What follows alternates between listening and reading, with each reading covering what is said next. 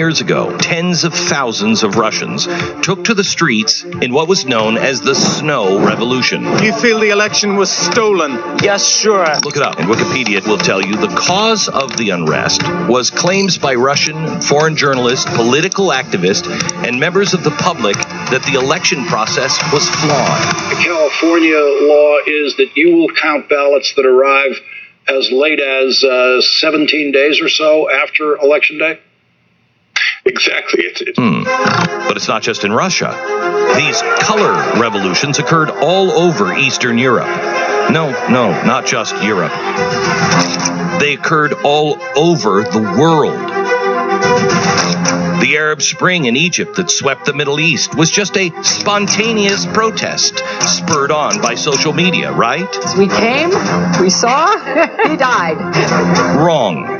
The protest in Benghazi, Libya, erupted after anger grew on the streets due to a YouTube video, right? Wrong. And it's taken time, but the colors of these revolutions are clearing, and we can see everything now.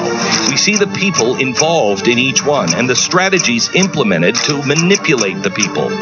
But most importantly, we recognize the steps, and we can see that these revolutions have moved far from Independence Square in Kiev to here.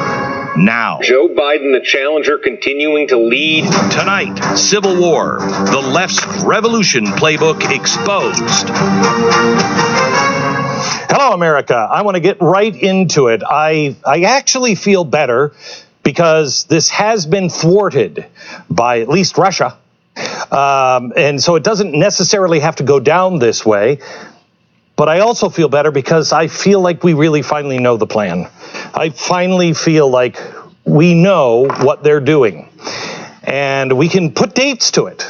I want to show you this. I'm going to start here, and I'm going to go through it just to show you. This is top down, bottom up, inside out. We talked about that for years. This is the way you destroy America, the free market, and the Western way of life. And it begins on election. Actually, the first couple of pillars, these are the 7 pillars of color revolution, and I'll take you through this. The pillars have already started. You have a semi-autocratic leader. You got to have somebody there saying, he's a fascist. Check. Then you have an unpopular leader. Oh, nobody likes him. You like him? Oh, man, I got to stay away from you. Then the media prepares election fraud. How many times are we hearing that? Election fraud, election fraud, election fraud. This is happening now, steps 1, 2, and 3. Coming on November 3rd, the election, social media will be there to verify election fraud all over, and they'll push it out fast. Independent media over the next few days will also be talking about election fraud. This, don't believe your eyes. Then, after this is planted, then you have an organized, spontaneous uprising. Then you have the last step, number 7, is police, military, government. They split. Nobody knows who to answer to, and it is chaos. That's when the people are here. Right now, the people, the anarchy, is right here. We're at step 3 right now. In the next 2 shows, I'll take you all the way and show you exactly how the deep state and everything plays into it. Now, last week, I told you about the growing trend this month about a narrative that the left is building about how Donald Trump is going to lose the election in November and refuse to leave office, right? Democrats have been delusional about Trump from day one, so I guess this narrative isn't really surprising. But the repeated references, whenever you start hearing the same thing from several sources, you realize, wait a minute, I should sit up and take notice here because maybe somebody's passing out some notes. Well, because this is remarkably coordinated messaging, and this messaging has a familiar ring to it, when you remember the color revolutions that happened in Eastern Europe during the Obama administration, it starts to sing to you. Now, color revolution might be might be the name of the left's insurance policy for the U.S. presidential election. They seem to be following the same playbook that they used in countries like Ukraine, because they are using the exact same playbook. And I'll show you tonight. On previous episodes, I explored everything the Obama administration did in Ukraine in coordination with George Soros. Oh my gosh, she's saying him again? That's not right. Oh my gosh, I'm such a racist. Why do I hate Jews so much? I don't care what religion, what ethnicity he is. I don't care. He's a bad guy. Anyway, he put something together along with our government called Civil Society 2.0. They range from tech camps and people from our State Department actually on the ground. I'm not going to revisit those specifics tonight, but if you're already a Blaze TV subscriber, just check it out and you can watch it on demand. Refresh your memory by watching those episodes on demand. And by the way, thank you for your support. It is your support that brings this vital information that no one else seems to be digging through to find. I don't know why. And if you're not, what's the deal, dude? I mean, seriously. Oh, no, let me do Joe Biden. Come on, man. Join us. We need your support. Blaze TV, use the promo code Glenn, and you'll save $10. Of course, on that $10 bill, face of a racist. Now, the left is done with regular U.S. presidential elections. 2016 ruined it for them. The coronation for the first female American president was all set. The decorations were ready. The catering was ordered. Remember what that felt like? The outsider crashed the party, and the left vowed with remarkable unity, never again. Now, through the color revolution that the State Department instigated all around the world, especially in Eastern Europe, there are American experts in this field of a mostly peaceful regime change. These Americans are specialists who have developed a systematic approach to a color revolution. And in their desperate hour, they seem to be using this playbook on our own nation. The left and the mainstream media have waged a 4-year war to delegitimize President Trump with singular focus on November 3rd, 2020. In the left's collective mind, losing an election is an impossibility. But there is still always a wild card that the American people are just so stupid. So make no mistake, the goal is just under 6 weeks from now, and it is set to have the system change. One where the ruling class elites are back in charge.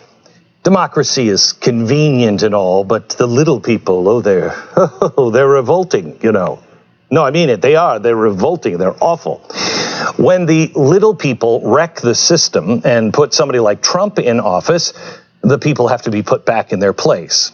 Now, last week, I told you about one of these color revolution specialists. His name was Michael McFaul.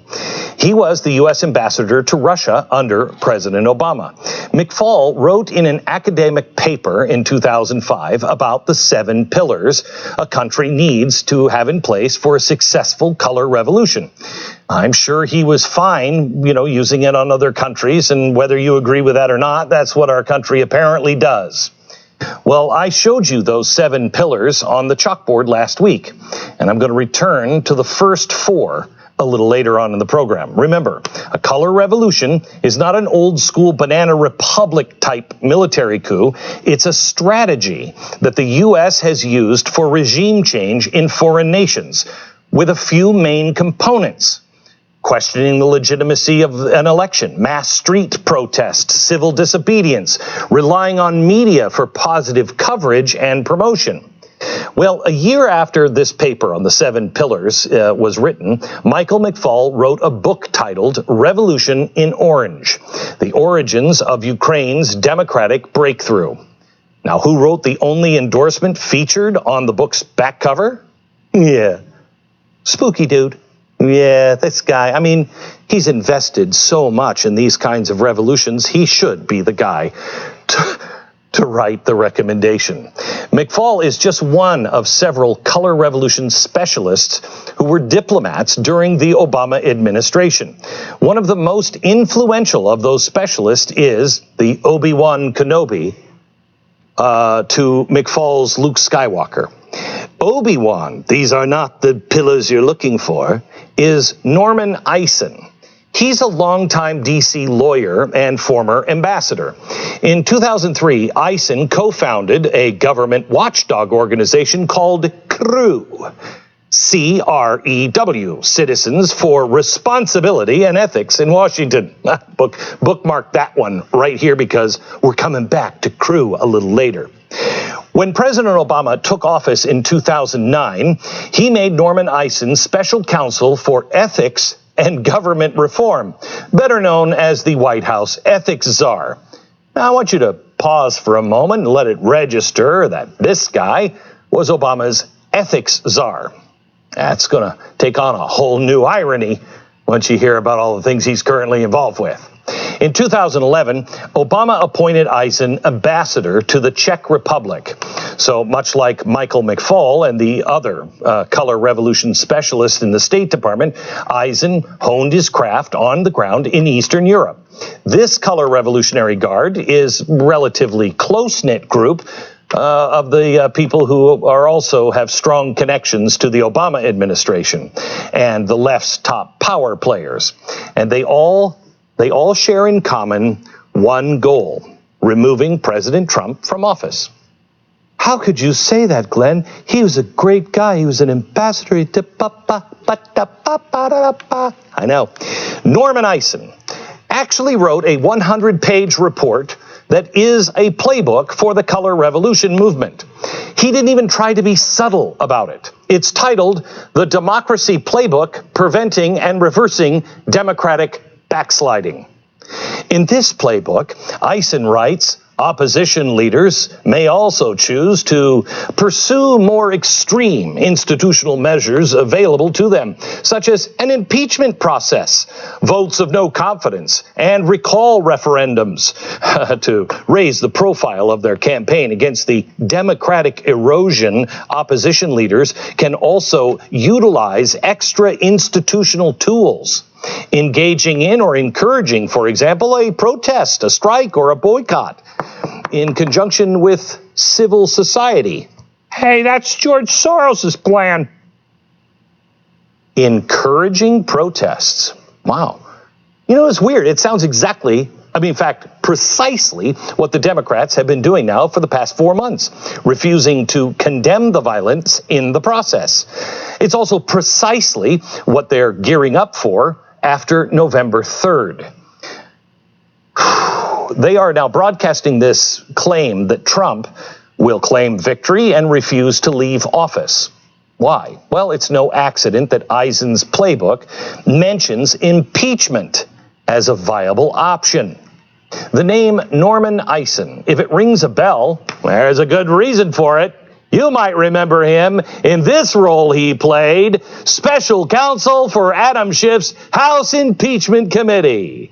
Yes, that's right. Eisen literally wrote the book on impeachment in July. It's called A Case for the American People, the United States v. Donald J. Trump. The left tried so hard to make it seem like Trump brought impeachment upon himself, but Eisen admits that he had already drafted 10 articles of impeachment a month before Nancy Pelosi had even announced an official impeachment inquiry of Trump. Hello? It's like the Nobel Prize. You got to do it first. You got him out of order here. You know what I'm saying? As soon as the Democrats retook the House in 2018, Jerry Nadler hired Eisen to get ready for impeachment. After all, impeachment is in Eisen's Color Revolution Playbook. Let that sink in. House Democrats hired one of the architects of color revolution to lead them in an impeachment effort, which is part of the plan from the very beginning. And I do mean the very beginning. The weekend of President Trump's inauguration in 2012, David Brock, head of Media Matters, also funded by George Soros, put together a conference with over 100 liberal donors to map out how Democrats would kick Donald Trump's ass. Sorry, that's a quote. Media Matters, along with Crew, remember them? Citizens for Responsibility and Ethics in Washington, produced another 50-page playbook for the conference. And remember, who's the co-founder and board chair of Crew? That's right, Norman Eisen. Now, here's a quote from page 2. Trump will be defeated either through impeachment or at the ballot box in 2020. The memo says Crew will be responsible for filing lawsuits against President Trump. Trump will be afflicted by a steady flow of damaging information, new revelations, and an inability to avoid conflict issues. That's weird. This is the first weekend he was in office. He hadn't done anything yet. Wow. Well, they've certainly fulfilled that pledge, haven't they? Good for Crew. They have dozens of pending lawsuits against President Trump and his administration. But what does all of it mean? It means that Norman Eisen, who wrote the Color of Revolution Playbook, which includes impeachment as a strategy for regime change, and who was also the special counsel for the Democrat House Impeachment Committee, was planning President Trump's removal before Trump was even sworn in. Well, the Mueller report failed them, and then impeachment failed them. The full Color Revolution treatment is really all they have left. Everything that they have worked for in the last 4 years, in fact, in the last decade and a half, is going to waste. They wrote a whole plan, and it hinges on November 3rd and the election. But they've been laying the groundwork since 2017, the 7 pillars at least, to pull off a successful color revolution. It seems to be in place. So I want to take a closer look at the first 4 of these pillars. And we're going to talk to Steve Deace about the power of polling. What is really happening on the ground? Coming up.